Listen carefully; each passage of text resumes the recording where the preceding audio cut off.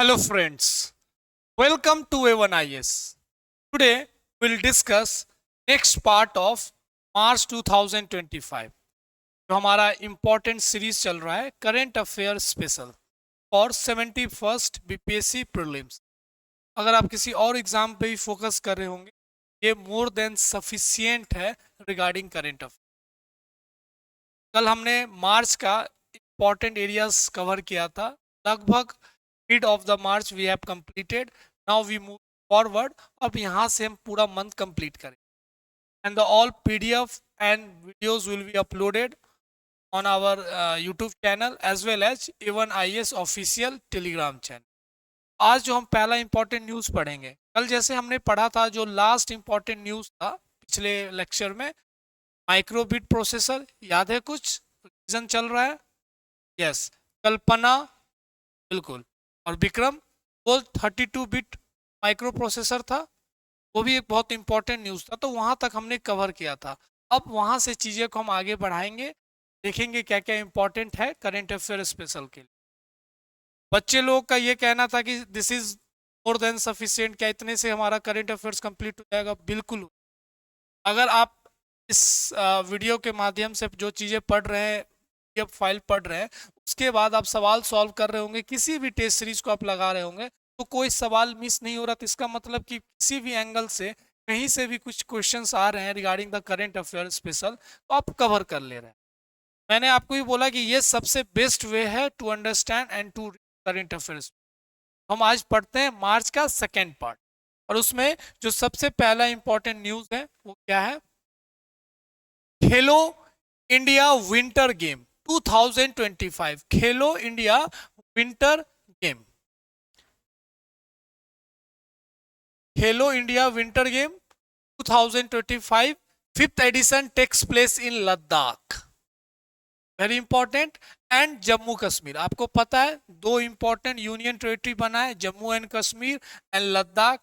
Now कितने states हैं? Very good, 28 states. और यूटीज कितने हैं? 8 UTs, union territory.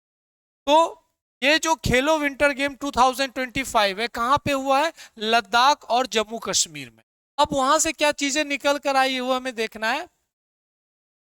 Youth affairs, ये हमें पता है, ministry of youth affairs and sports is the part of the government of India, जहां पे ये खेलो इंडिया इनिशिएटिव्स लिया गया है। अगर हम बात करें तो 400 एथलीट्स ने इसमें पार्टिसिपेट किया है। तो अगर ओवरव्यू देखिए खेलो इंडिया गेम्स के, तो आए top medals tally. This is very important. Khelo India winter games कहां पे हेल्ड हुआ है? तो लद्दाख एंड जम्मू कश्मीर, याद रहेगा, वेरी इंपॉर्टेंट। कभी भी पूछ सकता सवाल फैक्चुअल में डायरेक्ट कि खेलो इंडिया इंटर गेम कहाँ पे हुआ है, तो दो लद्दाख एंड जम्मू कश्मीर। और government of India youth and affairs जो मिनिस्ट्री है उसका ये इंपॉर्टेंट इनिशिएटिव है। तो again this is very important. आगे हम पढ़ते हैं Pravaig dynamics. Pravaig dynamics unveils world first TAT Veer and wins iDEX award. तो ये बहुत इंपॉर्टेंट न्यूज निकल कर आता है। प्राविग वीर अंडरगोज, अब क्या होता है उसको थोड़ा समझते हैं। एक बेंगलुरु कर्नाटका बेस्ड एक कंपनी है जिसका नाम क्या है?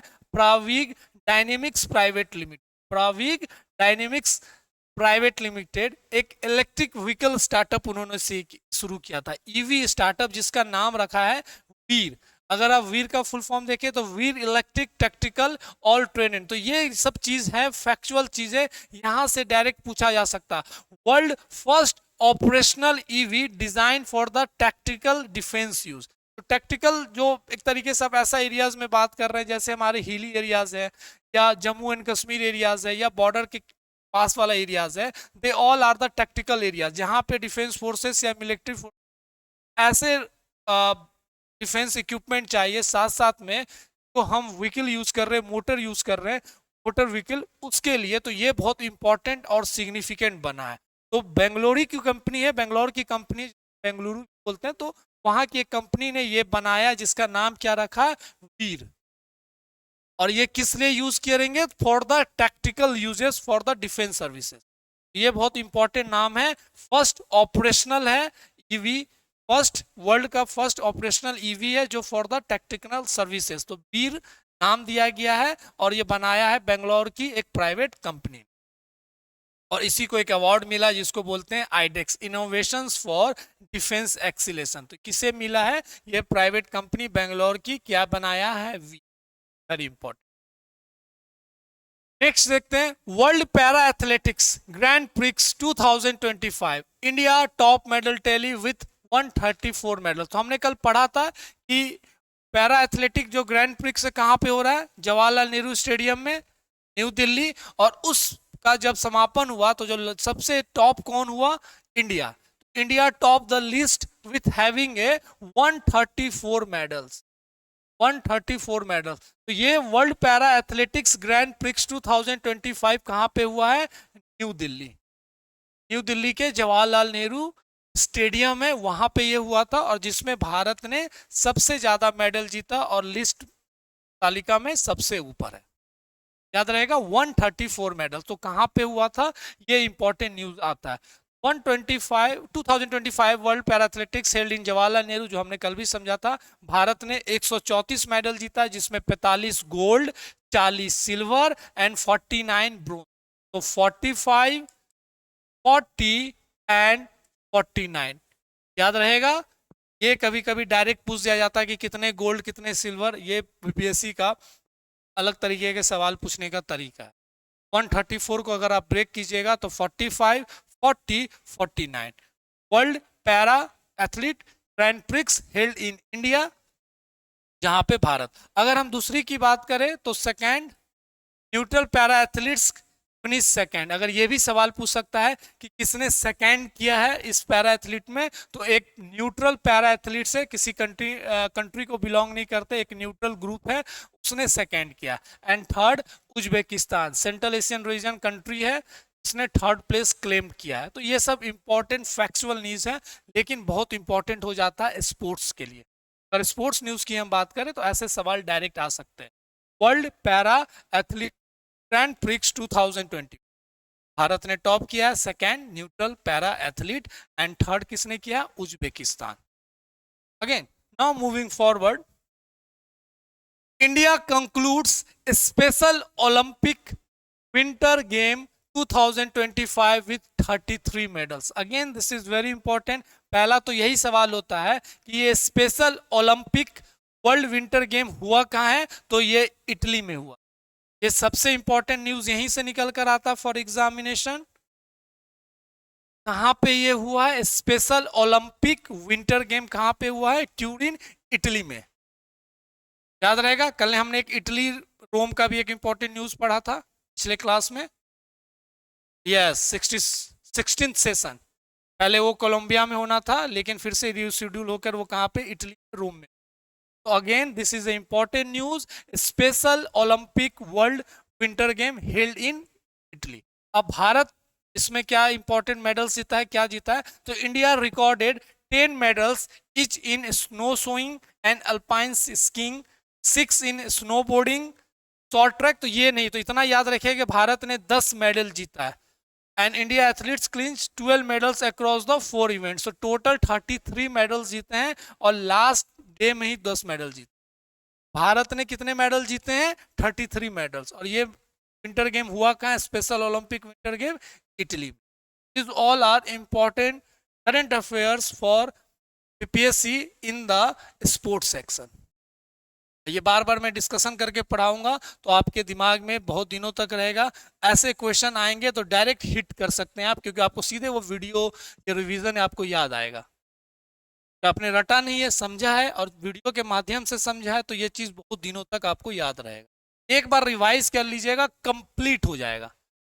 इसके बाद दोबारा आपको करंट अफेयर्स पढ़ने की जरूरत नहीं है, और कुछ नए रिसोर्सेज की तरफ भागने की जरूरत नहीं है। कॉन्फिडेंट रहिए, क्या आपने पढ़ा है द बेस्ट है, इतना काफी है for clearing prelims.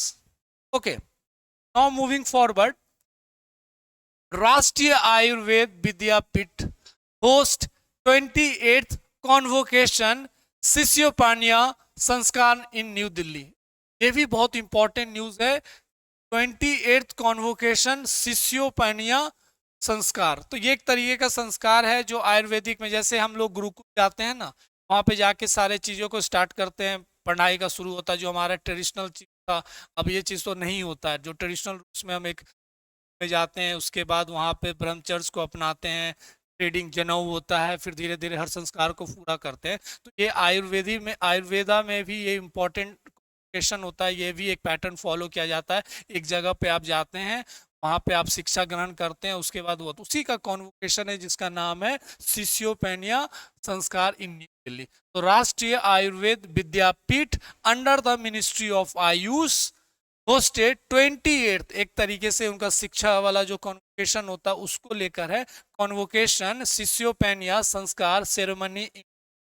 The event aimed enhancing the quality of education and globalizing Ayurveda। तो वैसा ही है लेकिन थोड़ा सा अलग है, क्योंकि यहाँ पे आयुर्वेदिक को लेकर और सारे संस्कार वैसे ही जो फॉलो किए जाते हैं, तो सनातन धर्म वाले जो फॉलो करते हैं।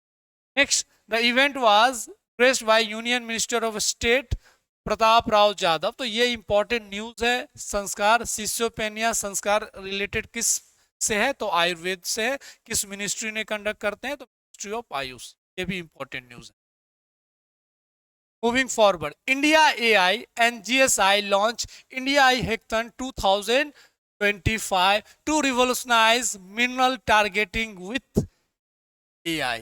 तो जियोलॉजिकल सर्वे ऑफ इंडिया और इंडिया एआई ने एक इंपॉर्टेंट लॉन्च किया है जिसका नाम है इंडिया एआई हैकेथॉन। ये देख लीजिए, ये इंपॉर्टेंट न्यूज है।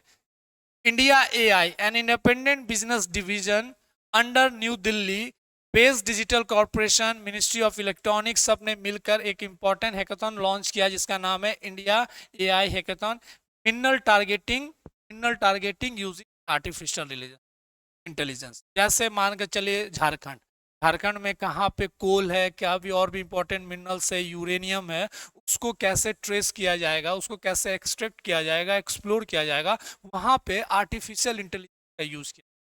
तो this is a collaboration of geological survey of India as well as India AI और साइंस एंड टेक्नोलॉजी मिनिस्ट्री, ये सबका पार्टिसिपेशन हुआ और जिसको लेकर एक important India AI hackathon 2025 launch किया गया। बहुत सारे लोग पार्टिसिपेट किए होंगे, नए नए आइडियाज, नए टेक्नोलॉजी, उस पर डिस्कशन होता है। ये भी एक बड़ा इंपॉर्टेंट न्यूज है फॉर द एआई बेस्ड, जो भी इंपॉर्टेंट न्यूज होता है for our examination.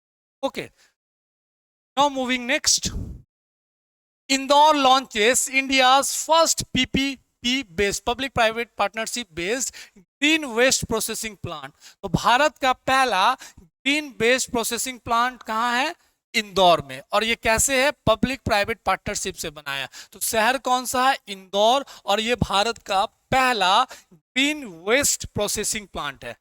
Green waste processing plant launched by Indore city with collaboration with PPP private public private partnership. थोड़ा सा देखते हैं क्या है। इंदौर आपको पता है मध्य प्रदेश में cleanest city for 7 consecutive years. अगर आप इंदौर गए हैं तो भारत के लगातार 7 साल से स्वच्छ सर्वेक्षण जो होता है, सर्वे होता, उसमें ये टॉप सिटी है, भारत के सबसे क्लीनेस्ट सिटी है और ये लगातार ये अवार्ड को जीता जा रहा है। वहीं पे India first green waste processing plant अंदर Swachh Bharat mission urban through a public private partnership model. Very very important news. कैसे भी आ सकता है सवाल कि कौन सा स्टेट है या कौन सा सिटी है जहां पे इंडिया का first green waste processing plant बनाया गया। और ये कोलैबोरेशन किसके साथ है, PPP, public private partnership. Yes, अच्छा आप इंदौर गए हैं, बहुत अच्छा है, बहुत खूबसूरत शहर है, बिल्कुल। यस, तो this is again very important news regarding the Indore and first green waste processing plant. ठीक, हम आगे देखते हैं। Union ministry of state Jitendra Singh announces north India first nuclear power plant in Gorakhpur Haryana. Very very important news. हमने small modular reactor के बारे में पढ़ा है, बजट में भी पढ़ा है, अगर आप वो वीडियोस देखे होंगे तो बजट में स्मॉल मॉड्यूलर रिएक्टर की बात की गई है और कुछ स्टेट्स को पॉइंट आउट किया गया है कि आने वाले समय में ये एसएमआर भारत का जो टारगेट है 200 गीगावाट और यहां तक 500 gigawatt in the renewable energy, उसको पूरा करने के लिए the small modular reactor will be game changer. और इसी को ध्यान में रखते हुए न्यूक्लियर पावर प्लांट सेटअप किया जा रहा है बिहार में भी। पहला 6 स्टेट्स में बिहार को पिक किया गया है, साथ साथ में कुछ और भी स्टेट्स हैं जहां पे न्यूक्लियर पावर प्लांट स्टार्टअप किया जा रहा है। तो ये गोरखपुर यूपी वाला गोरखपुर नहीं है, याद रखिएगा, don't be confuse. Uttar Pradesh, Yogi Adityanath और रवि किशन यहाँ सांसद जो रहे हैं, वो वाला गोरखपुर नहीं, ये हरियाणा का कोई गोरखपुर शहर है, वो उसकी हम बात कर रहे हैं। तो नॉर्थ इंडिया का फर्स्ट न्यूक्लियर पावर प्लांट है गोरखपुर। एक बुलंदशहर में भी है, बिल्कुल, नेवरा, दावत भाटा, ये सब पढ़ा होगा आप लोग ने। जैतपुर, कुडानकुलम, कैग, काकरापारा, तारापुर, कलपक्कम, चलिए साइंस एंड टेक्नोलॉजी में पढ़ा है आपने, सबका एक लिस्ट होता है, उसको याद रखना है, उस पर भी डायरेक्ट सवाल आता है। तो अगर हम इस न्यूज के बारे में आगे बढ़ते हैं, north India first nuclear project coming in Haryana in A small town called Gorakhpur. Independent charge इस चीज को डिक्लेयर किया, गोरखपुर याद रखिएगा, Haryana. First nuclear power plant is being established in north India. North India का फर्स्ट न्यूक्लियर पावर प्लांट कहां setup हो रहा है? तो हरियाणा, गोरखपुर। हरियाणा का एक छोटा सा शहर है गोरख, याद रहेगा, गोरखपुर हरियाणा का। तो north India first nuclear power plant. Now moving, union minister also confirm to Jaitapur nuclear power project in Maharashtra. Jaitapur है, हमीरपुर है, ऐसे करके मैं is set to become the largest nuclear power plant. अगर ये सेटअप हो गया और उसमें न्यूक्लियर एनर्जी प्रोड्यूस करने लगा, तो जैतपुर जो महाराष्ट्र में न्यूक्लियर पावर प्लांट है सबसे लार्जेस्ट है। अभी कुडानकुलम है, यस, अभी कुडानकुलम तमिलनाडु वाला। बंगाल में भी है, हमीरपुर करके है ना, हरिपुर, बिल्कुल। ये सब आपको न्यूक्लियर पावर प्लांट कहाँ पे लोकेट है सब पता होना चाहिए, आपने ज्योग्राफी मैपिंग में भी पढ़ा होगा। Yes, Kakrapar, Kalpakkam, Kaiga, Kudankulam, this all are the important one. Jaitapur हो गया वेस्ट बंगाल हुआ, और उसी में नया न्यूज निकल कर क्या आ रहा है? गोरखपुर हरियाणा। चलिए आगे देखते हैं अब। 23rd edition of India France bilateral naval exercise Varuna commences. तो हम बहुत सारे बायलैटरल एक्सरसाइजेस पढ़ते हैं। इंडिजिनस मतलब कहने के मतलब जो हमारा नेटिव है, जो हमारे तीनों फोर्सेस के बीच में होता है, और साथ साथ में हम फॉरेन बायलैटरल एक्सरसाइजेस भी बात करते हैं। इसमें बायलैटरल भी होता है, multilateral, so many countries involve. जैसे सूर्य किरण की हम बात करें, साइक्लोन वाले बात कर रहे हैं, ट्रॉपिक्स की बात करें, बोंगो सागर की हम बात करें, तो वैसे करके इंडिया और फ्रांस के बीच में जो नेवी एक्सरसाइज होता है उसका क्या नाम है? वरुणा। वरुणा भी बोल सकते हैं, वरुण भी बोल सकते हैं। India France 23rd। अब देखिए डायरेक्ट सवाल तो मैच द फॉलोइंग यहाँ पे आता है, उसमें एक नेक्स्ट इंपॉर्टेंट सवाल क्या रहता है ना, ये कहाँ पे हुआ है। तो ये बड़ा कंफ्यूजिंग होता है कि इंडिया फ्रांस में हुआ है, कि फ्रांस के इस शहर में हुआ, या इंडिया के इस शहर में हुआ, या किस कोस्ट पे हुआ अगर नेवल एक्सरसाइज है। अगर इसके बारे में पढ़े, ये 23rd एडिशन है। पहला इंपॉर्टेंट चीज, वरुणा किसके बीच में हो रहा है? तो इंडियन नेवी और फ्रेंच नेवी, तो मतलब इंडिया और फ्रांस के बीच में बायलैटरल एक्सरसाइज है। ये कहाँ पे हुआ है? Arabian sea. And India will conclude on March 2025. Exercise been conducted in 2 phases, harbor phase and sea phase. तो 2 फेस में हुआ, हार्बर फेस और सी फेस, और हुआ कहां पे? Arabian sea. Okay, Varuna 2025 will feature dynamic range of maritime operations, और बाकी उस चीज को इंडो पैसिफिक रीजन में stability, for the security stability, ये सबको ध्यान में रखते हुए अरेबियन सी और Indo Pacific region. India France का ये 23rd एडिशन है बायलैटरल मैरीटाइम एक्सरसाइज, जिसका नाम है Varuna, Arabian sea. 2 phase, harbour phase और sea phase. Okay, this is all another important in the defence and technology, ये सब सवाल आ सकता है। Union minister doctor Mansukh Mandaviya release anthem, mascot and logo for Khelo India para game. तो again this is again important news. Khelo game, Khelo India ये भी होता है, खेलो इंडिया पारा गेम, मतलब पैरा एथलीट जो होंगे, तो थोड़ा सा दिव्यांग उस फेज में आते हैं, तो उसमें के लिए पैरा एथलीट्स हैं वो। तो अगर हम बात करें union minister, ministry of youth and affairs, याद रखिएगा, बहुत जगह इनका नाम आता है। Release the mascot, logo and anthem for second Khelo India para game. याद रखिएगा ये सेकेंड है, जो कहां पे हो रहा है? फिर से नई दिल्ली में हो रहा है। मैस्कट क्या है? Unveil the mascot Ujjwala. Ujjwala inspired from the Delhi house sparrow. अगर दिल्ली का स्टेट बर्ड देखिएगा तो क्या है, हाउस स्पैरो, चिड़ैया बोलते हैं ना हम लोग, छोटा छोटा, अब तो दिखता नहीं है।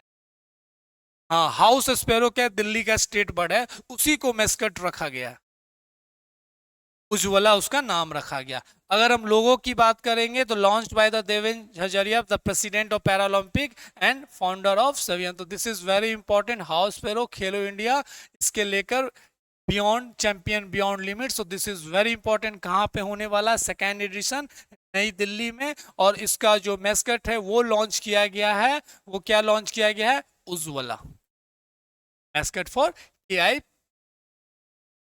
अब खेलो इंडिया पैरा गेम 2020, याद रहेगा। चलिए हम आगे बढ़ते हैं। Kirsty Coventry elected as the 10th president of IOC, Indian Olympic committee के कौन बने हैं, क्रिस्टी कॉवेंट्री। आप ये देख रहे हैं फोटो, तो Kirsty Coventry elected 10th IOC president at the 144th IOC session in Greece. तो ओलंपिक चैंपियन क्रिस्टी कॉवेंट्री सीवेड 14-year-old फ्रॉम जिम्बाब्वे, याद रखिएगा कहां से बिलोंग करती हैं, जिम्बाब्वे, जिम्बाब्वे अफ्रीकन कंट्रीज है, has been elected 10th president of international Olympic committee headquarter in Switzerland for 8-year tenure, कितने साल के लिए, 8 years के लिए, and secure the position through the secret ballot. 144th IOC का सेशन हुआ, वहीं पे वोटिंग हुआ। She will be the first women and first African to serve as the president of IOC. 2026 में ओलंपिक विंटर गेम कहां पे हो रहा है, तो इटली में हो रहा है, और इन्हीं के टेन्योर में, इन्हीं के प्रेसिडेंसी में ये चीज होने वाला है। तो again this is very very important news. The first women जिनका नाम है क्रिस्टी कॉवेंट्री, जिम्बाब्वे की, और फर्स्ट अफ्रीकन जो इंडियन इंटरनेशनल ओलंपिक कमिटी को हेड करेंगी, प्रेसिडेंट साइड करेंगी। This is very very important news in the appointment regarding the globally. Okay, now moving forward, international day for elimination of racial discrimination. हमने बहुत सारे important day पढ़ा है मार्च में ही, science day पढ़ा, इस्लामोफोबिया पढ़ा, बिल्कुल, चलिए बहुत अच्छी बात है, ये आपको याद है। अच्छा, वीडियो में याद हो जा रहा, वीडियो क्लासेस को दोनों को मर्ज करके देख रहे तो याद हो रहा था, और अच्छी बात है। आप दूसरे कोर्स सब्जेक्ट पे ज़्यादा फोकस रखिए, आप 35 से 40 सब्जेक्ट के लिए कॉन्फिडेंट हो रहे हैं, तो ये भी बहुत अच्छी बात है। तो international day for elimination of racial discrimination कब होता है, 21 मार्च। और इसका अगर हम थीम की बात करें तो 60th anniversary of international convention on the elimination of all forms of racial of discrimination. तो ये इंपॉर्टेंट थीम है, ये थीम याद रखिएगा, डायरेक्ट थीम पे आएगा, या किस 21 मार्च को हम किस क्या डे मनाते हैं इंटरनेशनली, उस पे आएगा। क्या है थीम का नाम, एक बार फिर से देखते हैं, 60th anniversary of the international convention on elimination of all forms of racial of discrimination. So this is one of the important theme and another important news for the day, या जो हम important days मनाते हैं। Next हम देखते हैं 10th edition of Raisina dialogue held in New Delhi from March. ये तो ये रायसीना डायलॉग आपने पढ़ा होगा, फ्लैगशिप कॉन्फ्रेंस है जियो पॉलिटिक्स पे, ज्यादा पे भारत इसमें यहाँ डोमिनेटिंग रोल प्ले करता है। They try to make important presence regarding their neighbour as well as the Indo Pacific and Indian Ocean. इसी के लिए रायसीना डायलॉग बहुत इंपॉर्टेंट भारत के तरफ से एक जियो पॉलिटिक्स स्टैंड है, और इस जियो पॉलिटिक्स स्टैंड में भारत का एक ही कोर फंडामेंटल है, और भारत का जो फॉरेन पॉलिसी इस 3S पे काम करता है।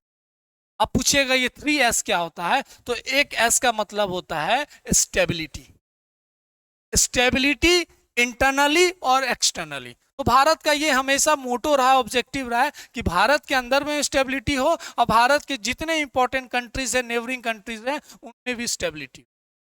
दूसरा अगर हम एस की बात करें तो स्ट्रेंथ, तो strength not only the military one, economic में भी हमारा स्ट्रेंथ। इसलिए भारत का मेजर टारगेट है कि आने वाले समय में 2047 विकसित भारत में भारत सबसे पावरफुल कंट्री रहे in the economic pattern.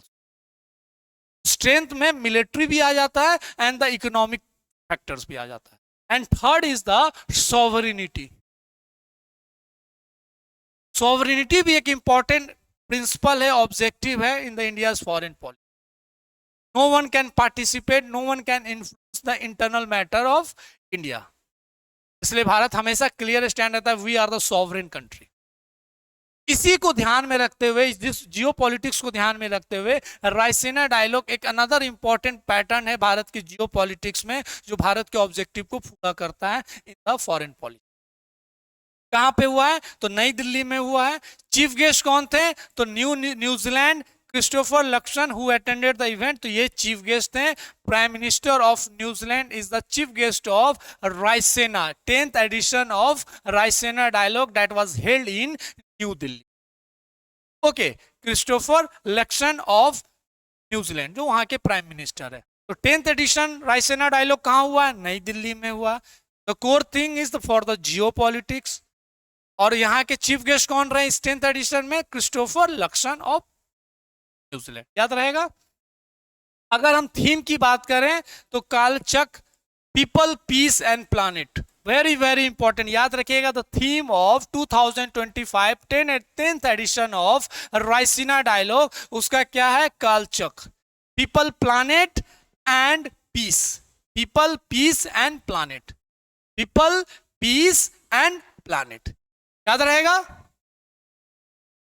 10th edition, नई Delhi, Raisina dialogue, Jio politics,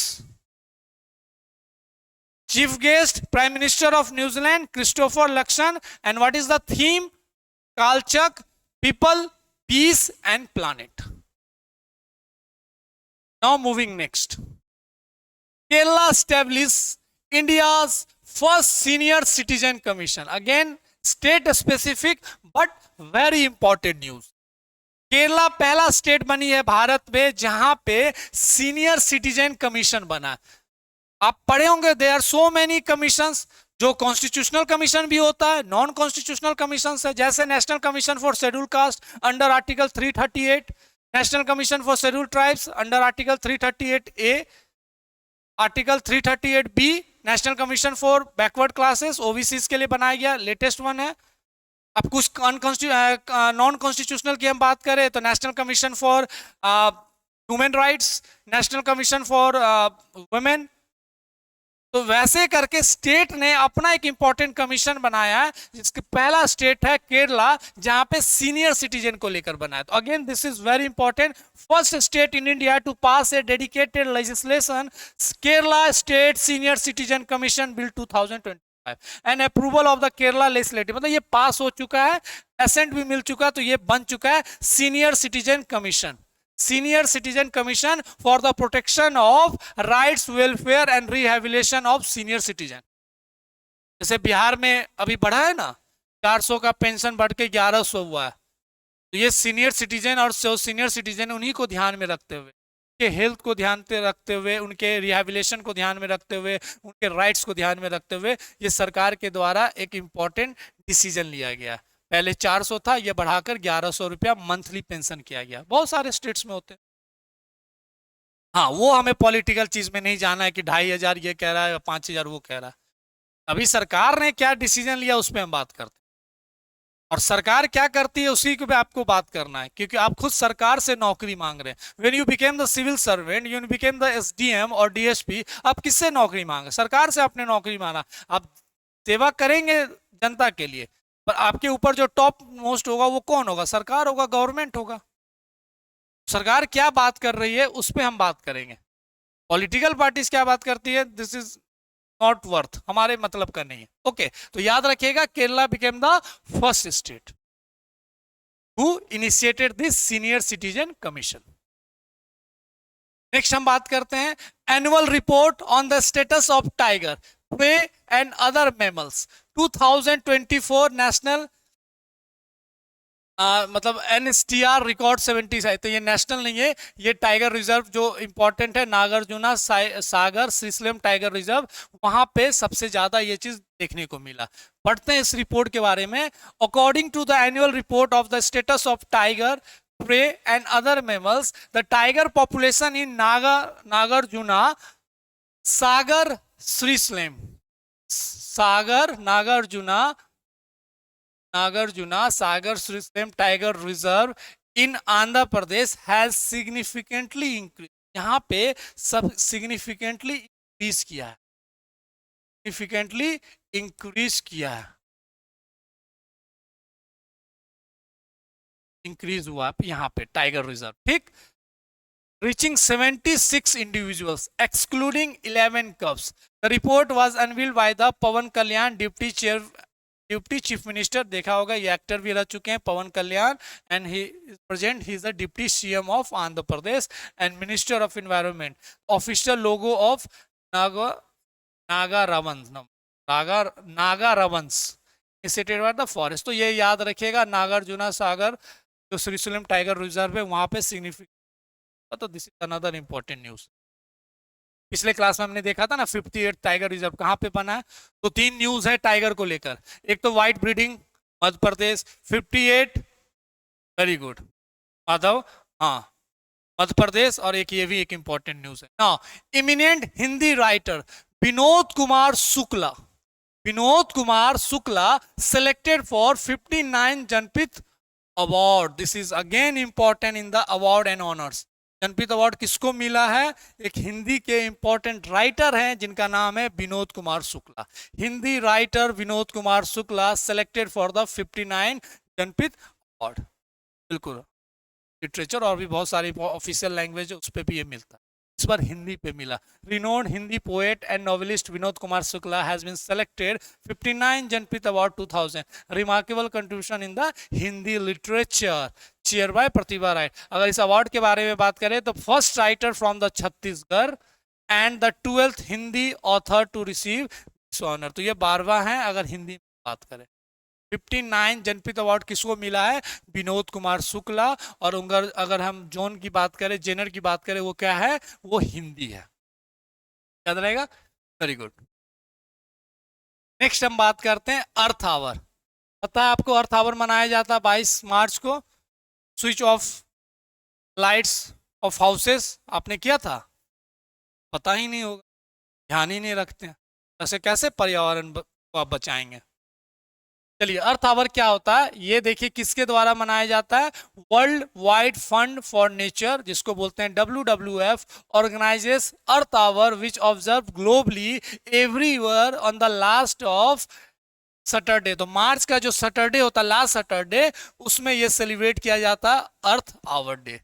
encourages individuals communities to business to switch off the non essential electric light। ये नहीं कि हॉस्पिटल में हो रहा लाइट बंद कर दिए, non essential electric lights for 1 hour from 8:30 p.m. to 9:30 p.m. as a symbol of commitment to the plant। तो अर्थ आवर कहाँ मनाया जाता है, 22 मार्च को मनाया जाता है। इसमें नॉन इसेंशियल लाइट को स्विच ऑफ करना पड़ता है, और ये किसके द्वारा इनिशिएटिव लिया गया है, world wide fund for nature जिसको हम बोलते हैं WWF, रेसलिंग वाला WWF नहीं, world wide fund for nature.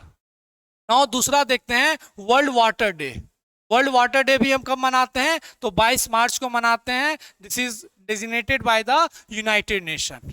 तो 22 मार्च को दो है, एक अर्थ आवर है जो WWF द्वारा है, और 22 मार्च को वर्ल्ड वाटर डे मनाते हैं जो UNO के द्वारा घोषित किया हुआ है, जो पूरे इंटरनेशनली ग्लोबली ये चीज को मनाया जाता है। इस बार का थीम क्या है, ग्लेशियर प्रिजर्वेशन। हमने पिछले वीडियोस में भी देखा था 2025 designated the international year for the glacier preservation, और इस बार का भी थीम यही रखा गया है, glacier preservation for the global water crisis. Glacier preservation 22 March world water day.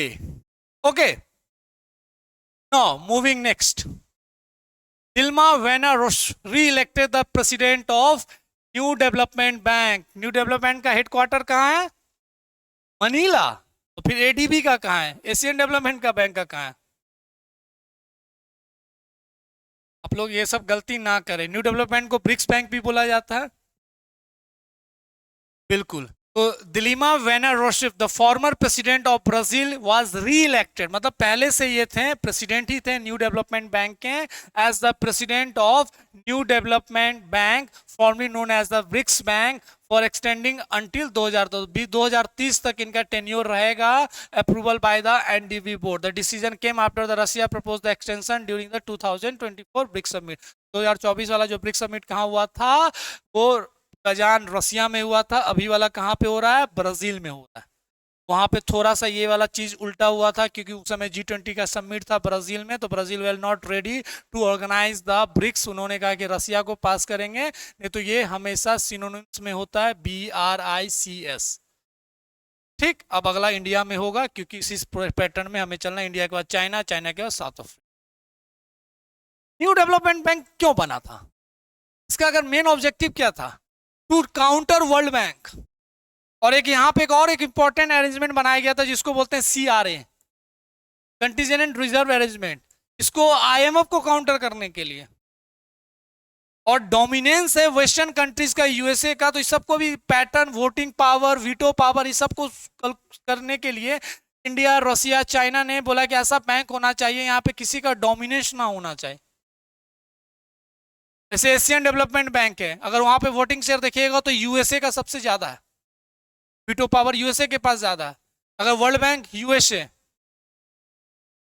बिल्कुल AIIB है China, Asian infrastructure investment bank, इसका हेडक्वार्टर बीजिंग है, संघाई है न्यू डेवलपमेंट बैंक का हेडक्वार्टर। हेडक्वार्टर भी आपको पता होना चाहिए, Asian development Manila, Philippines. International rice institute पढ़ा होगा, लुजॉन। चलिए, तो ये याद रखिएगा, क्या नाम है, दिल्मा रोसुफ, दिल्मा रोसुफ तो बोलना, हाँ बोलिए। Kabaddi world cup 2025, kabaddi world cup 2025, India clinches both men and women. एक हमने खो खो में भी देखा था, नेपाल को हराया गया था ना, नेपाल को हरा के women and main, first time world cup.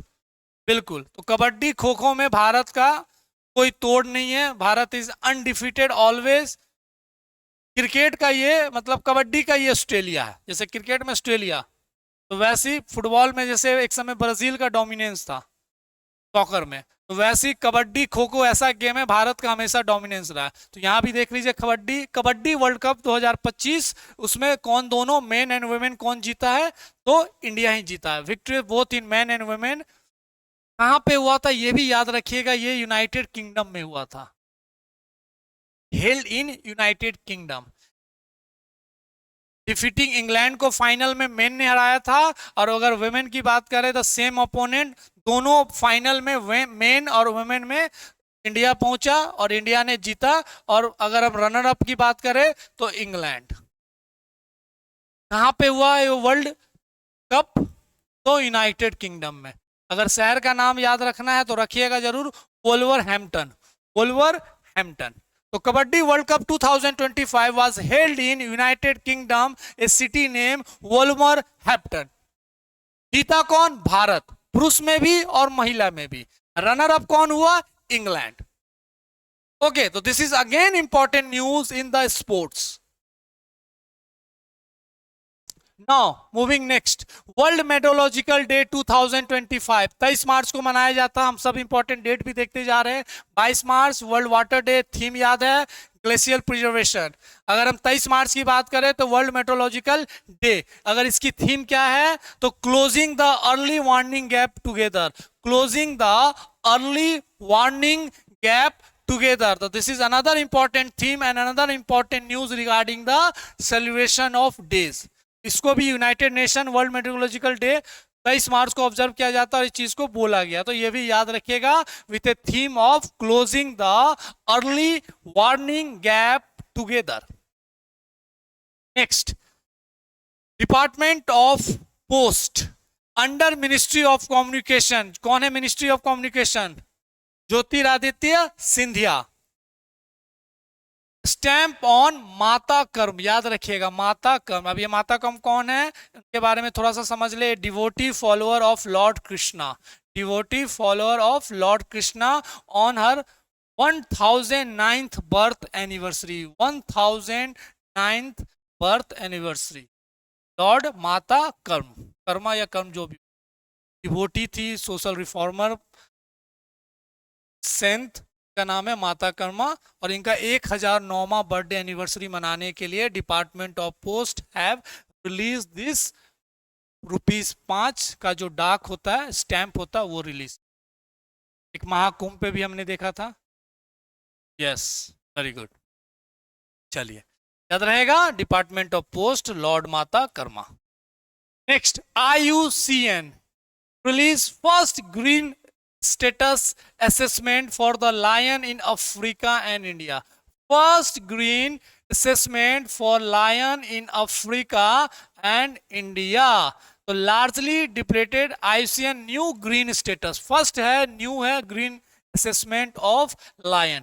2000 March, Switzerland based international union for conservation of nature, जिसको बोलते हैं शॉर्ट फॉर्म में IUCN, release first green status assessment. कौन, किसके द्वारा रिलीज किया जाता है? तो IUCN कहां की बेस्ड है? Gland, Switzerland. Report term as the largely depleted, मतलब बहुत तेजी से ये चीजें खत्म होते जा रही हैं। कौन? ये एशियाटिक लाइन बोलेंगे ही लाइन, ये while the species remains vulnerable on the international। इस रिपोर्ट ने इसको लार्जली डिप्लेटेड बोला है, लेकिन अगर IUCN के जो रिपोर्ट आता है ना, critically endanger, threatened species, vulnerable species, endanger species, वैसे करके IUCN के रिपोर्ट के हिसाब से ये अभी भी वल्नरेबल है, लेकिन इस रिपोर्ट के हिसाब से एक नया टर्म यूज किया गया है, ग्रीन असेसमेंट, जिसमें ये बोला गया लार्जली डिप्लेटेड, डिप्लीट कर रहा है। ठीक, याद रहेगा। चलिए आगे बढ़ते हैं। स्पेस एक्स लॉन्च्ड X-20 नीला सैटेलाइट इनटू स्पेस। तो स्पेस एक्स लॉन्च आपको पता है, इलॉन मस्क, बिल्कुल सही, blue origin, Amazon, Jeff Bezos, याद रहेगा ये सब। अगर हम उसकी बात करें तो SpaceX launches Nila satellite marks major milestone for Kerala space startup X-20। तो एक केरला की स्टार्टअप कंपनी है जिसका नाम है X-20 इंडिया, उसका ने सैटेलाइट बनाया, उसको लॉन्च किसने किया? Space x transport 13 mission. Neela mission is designated to the test and validate X-20 indigenously developed subsystem। तो दिस इज अनदर इंपॉर्टेंट। और ये नीला नाम क्यों पड़ा है? नीला रिवर है और जिसका कल्चरल इंपॉर्टेंस। नीला रिवर कहां पे? केरला में, याद रहेगा। Next, Khelo India para game 2025, Haryana top in medal tally. तो अभी हमने मैस्कट देखा था, उज्ज्वला, इंडिया, स्पैरो, जो हमने दिल्ली स्टेट बर्ड के बारे में बात किया, सेकेंड एडिशन था, जवाहरलाल नेहरू न्यू हो रहा था। इस गेम का समापन हुआ, उस समय हमने बिगिनिंग देखा था, अब समापन देखा, और इस समापन में यह मालूम चला हरियाणा टॉप्ड विथ 34 गोल्ड्स, तो Haryana top in medal tally with 104 medals. तो टोटल कितने मेडल्स जीते? 104, और जिसमें 34 गोल्ड। दूसरा की अगर हम बात करें तो तमिलनाडु, अगर सेकेंड टाइम हरियाणा स्टिल का टॉप है, Ujjwala is the official mascot, जो हम चीज को पढ़ रहे हैं। तो this is again very important news for the state specific. Bihar का हम एक ही बार सारे स्पोर्ट्स का वो एक स्लॉट करा देंगे, तो उसमें आपको दिक्कत नहीं होगी। ठीक, moving next, fourth edition of India Russia naval exercise. अभी हमने इंडिया फ्रांस का नेवल एक्सरसाइज देखा था, वरुणा। अब इंडिया रशिया नेवल एक्सरसाइज का क्या नाम है? इंदिरा। वरुण और इंदिरा। तो वरुण की बात करेंगे तो फ्रांस अरबियन कोस्ट पे हुआ था, इंडो पैसिफिक को ध्यान रखते हुए। 2 फेज था, harbour phase and sea phase. अगर इंडिया रशिया की हम बात करें तो क्या नाम है नेवल एक्सरसाइज का? इंदिरा। ओके, तो ये 14th एडिशन है, उसका कौन सा एडिशन था? Very good, 14th edition Indira between India and Russia. ये कहां पे हो रहा? Coast of Chennai, Tamil Nadu. Arabian sea था, ये कोस्ट ऑफ चेन्नई, तमिलनाडु। ये 2003 से ये शुरू हुआ है। India hosted 13 edition bay of Bengal. तो बे ऑफ बंगाल में हुआ था 13th एडिशन। हम अगर 14 एडिशन की बात कर रहे हैं तो ये चेन्नई, तमिलनाडु कोस्ट पे हुआ है, इंदिरा, याद रहेगा। चलिए next, India inaugurates first world peace centre, world first world peace centre, first change, first world peace centre in Gurugram. एक हरियाणा का भी हमने न्यूज देखा था, north India first nuclear power plant, Haryana Gorakhpur. Yes, अगर हम ये भी देखें, बहुत इंपॉर्टेंट न्यूज है, फर्स्ट वर्ल्ड पीस सेंटर कहां पे खुला है? गुरुग्राम हरियाणा, इंडिया का फर्स्ट वर्ल्ड पीस सेंटर। अगर इसके बारे में बात करें, it has taken a major step towards global peace and harmony with the inauguration of first world peace center in Gurugram, Haryana, established by Vishwa Bharati under the guidance of Jain Acharya Lokesh, promote non violence. तो ये बस इतना याद रखना कि India का first piece centre कहां पे एस्टेब्लिश हुआ है? गुरुग्राम हरियाणा। फैक्चुअल है बट इंपॉर्टेंट है। नेक्स्ट हम बात करते हैं, prime minister Narendra Modi inaugurates Vantara. याद आया वनतारा? आंखों का तारा नहीं, Vantara. A landmark wildlife conservation centre in Gujarat, Jamnagar है ना, हाँ, बहुत बड़ा एकड़ में खोला गया। कि शादी के समय सब बड़े बड़े सेलिब्रिटी, वर्ल्ड के बड़े बड़े लोग, फेसबुक, इस, हाँ, जुकरबर्ग, सब विजिट किया था वनतारा। तो ये एक इम्पॉर्टेंट इनिशिएटिव से taken by the Anant Ambani. हाँ, अनंत अंबानी के द्वारा ही ये शुरू किया गया। वनतारा रखा, उनका ड्रीम प्रोजेक्ट है, उनका बचपन से सपना था एनिमल रेस्क्यू करना, उनको ट्रीटमेंट करना, मेडिकल फैसिलिटी देना। तो उनके लिए इतना बड़ा एकड़ में एक वर्ल्ड लाइफ सेंचुरी बनाया गया। बहुत सारा चीजें हैं जो हमारे इमेजिनेशन से बियॉन्ड। उसी के इनॉग्रेशन में कौन गए थे? प्रधानमंत्री। याद रखना, वनतारा कहाँ है? गुजरात में। गुजरात में कहाँ? Jamnagar. Conservation Rehabilitation Center in the Jamnagar Industries event was attended by the Reliance Industry Chairman Mukesh Ambani।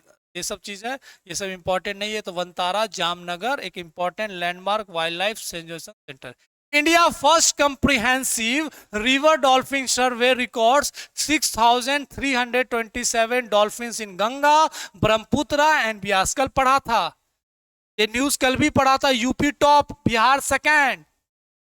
पहली बार भारत में रिवराइन डॉल्फिन का सर्वे हुआ है और 6,327। कुछ हॉट स्पॉट्स के बारे में भी पढ़ा था। Again the news is the same, लेकिन मैं आपको कल को रिकॉल करने के लिए एंड द इंपॉर्टेंट थिंग, ये डेटा देने के लिए मैं सोचा आपके साथ अगर हम बात करें तो ये देखिए, मैंने कल ही बताया था यूपी टॉप, बिहार का याद रखिएगा 2220, 2220 dolphin reported in this first report survey के द्वारा। थर्ड में वेस्ट बंगाल, असम, झारखंड, राजस्थान, मध्य प्रदेश, पंजाब। तो ये एक इंपॉर्टेंट काउंट है और इसको जोड़िएगा तो क्या होगा? 6,327। ओके, उत्तर प्रदेश और बिहार में कितना है? 2220। नेक्स्ट बात करते हैं, India becomes the world second largest tea exporter in 2024। India becomes the world largest tea exporter, second largest tea exporter in 2024। India surpass Sri Lanka to became the second largest tea exporter globally, trailing behind Kenya. तो सबसे ज्यादा कौन है exporter? Kenya. Kenya का राजधानी Nairobi. वहां पे एक इंपॉर्टेंट यूनाइटेड नेशन का इन्वायरमेंट का हेडक्वार्टर है, कुछ नाम पता है? यूनाइटेड नेशन इन्वायरमेंट, बिल्कुल, वेरी गुड, चलिए वेरी गुड। टी एक्सपोर्ट कितना किया भारत? 254 million kilogram. अगर बस इतना याद रखिएगा, टॉप में कौन है? Kenya remains the top T exporter, shipping over 5,000 million KG in 2020 and India became the second. Sri Lanka को रिप्लेस किया। तो डोंट बी कंफ्यूज, अगर ऐसे सवाल आएंगे तो लगे भारत को लेकर पूछा तो फर्स्ट मार दीजिएगा। नहीं, फर्स्ट में केनिया है, सेकंड में भारत और थर्ड में Sri Lanka. Very very important news, world second largest tea exporter in 2024। Next बात करते हैं, United nation chief announces. Chief कौन है? Antonio, very good. New UN80 initiative, new UN80 initiatives, new UN80 initiatives to improve efficiencies amide shrinking resources uncertainty. तो उसके लिए United nation के जो चीफ है एंटोनियो गुटेरेस, उन्होंने एक इंपॉर्टेंट इनिशिएटिव लॉन्च किया जिसका नाम है UN80 initiative. UN80 initiatives. General Antonio Guterres has introduced the UN80 initiatives to improve efficiency and make 80-year-old global organization more cost effective. उसके पैसा को लेकर, उनके फंडिंग को लेकर, उस सब रिसोर्सेज को लेकर बात किया गया। अगर हम भारत के बारे में बात करें, India has been the consistent and timely contributor, having paid 37.6 million toward the 2025 UN regular budget. तो भारत समय पे अपना पैसा जितना बजट का होता है उतना देता है, और भारत उसी को लेकर UN80 इनिशिएटिव लॉन्च किया गया है, क्योंकि 80 साल पुराना एक ग्लोबल ऑर्गेनाइजेशन जिसका नाम है UN80। चलिए नेक्स्ट देखते हैं। इंडिया मलेशिया टू को chair 14th Asian defence minister meeting plus. तो भारत और मलेशिया को चेयर कर रहा है क्या?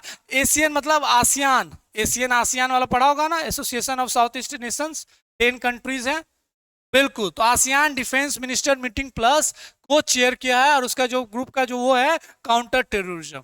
ये सारा इंपॉर्टेंट इंफॉर्मेशन है। इंडिया मलेशिया को chair 14th ASEAN defence minister meeting plus on counter terrorism held in the new Delhi. तो लेकिन न्यू दिल्ली में हुआ है, लेकिन इसको को चेयर कौन किया है? भारत और Malaysia. ASEAN defence minister meeting plus. अगर हम आसियान के कंट्रीज के नाम पढ़ते हैं तो ब्रूनी, कंबोडिया, इंडोनेशिया, जो 10 कंट्रीज हैं, और इसमें और 6 कंट्रीज को जोड़ लीजिएगा जिसको बोला जाता है ADM++, जिसमें न्यूजीलैंड और ये सब भी कंट्रीज हैं। उसकी मीटिंग कहां पे हुई है? भारत में। चेयर कौन किया है? India and Malaysia. चलिए moving next. Assam to launch first satellite Assam Set. To launch first satellite Assam Set for governance and development. और गवर्नेंस एंड डेवलपमेंट के लिए असम ने अपना खुद का एक सैटेलाइट लॉन्च किया, असम स्टेट ने, जिसका नाम रखा Assam set.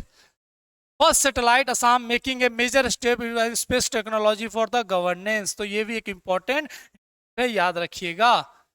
Gujarat became the second state to implement uniform civil code. हमने उत्तराखंड के बारे में पढ़ा था, तो now Gujarat became the second state who implemented the UCC. UCC आपने कहां पढ़ा होगा? DPSP में। वेरी गुड, बिल्कुल। तो उत्तराखंड अब कौन सा हो गया? गुजरात। ये भी एक इंपॉर्टेंट न्यूज़ है। To facilitate the process, Gujarat government establish high level committee, former supreme court जज जस्टिस रंजना देसाई। ये भी आपने पढ़ा होगा, delimitation commission of Jammu and Kashmir को भी इसी सुप्रीम कोर्ट के जज ने हिट किया था, रंजना देसाई। तो Gujarat became the second state, please याद रहिएगा, बहुत इंपॉर्टेंट है। नेक्स्ट देखते हैं। India happiness ranking improves in the world happiness report 2025। Very very important, very very important. World happiness report 2025 में भारत का स्थिति सुधरा है। अब हम लोग पहले के मुकाबले अब ज्यादा खुश हैं, इसलिए मुस्कुराइए, क्योंकि वर्ल्ड हैप्पीनेस रिपोर्ट में हमारी स्थिति बदली है। मुस्कुराइए, हाँ। तो India ranking in the world happiness report shown steady improvement, climbing to the 118th out of 147। अच्छा, यही सुधरा है compare to the 139th in 2020। The report released by the University of Oxford Wellbeing Research Center in collaboration with the UN Sustainable Development। तो भारत का current rank कितना है? 118। अब पिछले साल कितना था? 126। इसी में इतना ढिंडोरा पीट रहे हैं। 118, 126 है हमारा world happiness report 2025। Prani Mitra and Jeev Daya Award Ceremony 2025 recognize the outstanding contribution to the animal welfare. तो animal welfare board of India एक स्टैट्यूटरी बॉडी है अंडर द डिपार्टमेंट, जिसने ऑर्गेनाइज किया है प्राणी मित्र एंड जीव दया अवार्ड एट द विज्ञान, और इसके लेकर कुछ लोगों को ये अवार्ड मिला है। बस इतना है, इतना याद रखिएगा। And the last important news, Japanese mathematician मस्काई Kashiwara, Masaki Kashiwara awarded 2025 Abel prize for the work in. तो मैथमेटिक्स का ये नोबेल प्राइज होता है जिसका क्या नाम है, एबेल प्राइज। और ये किसे मिला है, जापान के मासाकाई काशीवाड़ा को। Abel prize is one of the prestigious national Nobel prize of mathematics. So this is all about March, and we have completed all information based on important current affairs regarding this March. तो please video को देखिए, PDF को पढ़िए, इससे बाहर कोई सवाल नहीं जाएगा। मैं बार बार समझा रहा हूं, don't go for more than इतने इंफॉर्मेशन, इतने ये पढ़ना वो कुछ नहीं पढ़ना, इतना काफी है। बीपीएससी के प्रीलिम्स में सारे करंट अफेयर्स को अच्छे से सॉल्व कर देना, नहीं गलत होगा। I am again saying that with my experience, विश्वास कीजिए, इससे बाहर कुछ नहीं जाएगा। और हम लोग जिस अप्रोच से पढ़ रहे हैं इससे बाहर जा ही नहीं सकता। ठीक, तो आई होप कि आप ये वीडियो को अच्छे से देखिए, पीडीएफ फाइल को पढ़िए, रिवाइज कीजिए, एक दो बार रिवाइज कीजिएगा, उसके बाद ये आपके एग्जाम तक ये आपके दिमाग में रहेगा और बहुत अच्छे से आप सॉल्व करेंगे। हम मिलते हैं नेक्स्ट वीडियो में विथ न्यू मंथ अप्रैल, उसका हम करंट अफेयर शुरू करेंगे और जल्द ही हम मिसलेनियस पार्ट से सारे एरिया को कवर करेंगे। आई होप आप बहुत अच्छे से पढ़ रहे होंगे, पढ़ते रहिए क्योंकि समय बहुत कम है। ओके, हम मिलते हैं नेक्स्ट क्लास में, अपना ध्यान रखिए। चलिए, थैंक यू।